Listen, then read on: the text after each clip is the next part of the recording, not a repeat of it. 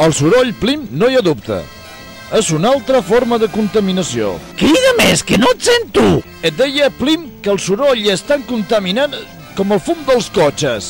No hi ha dubte, viure així és molt difícil. I es fa insuportable quan a sobre alguns humans troben gust en perforar els timpans dels seus congèneres. Parles d'aquells que van en el tub d'escapament trucat per fer encara més soroll, oi?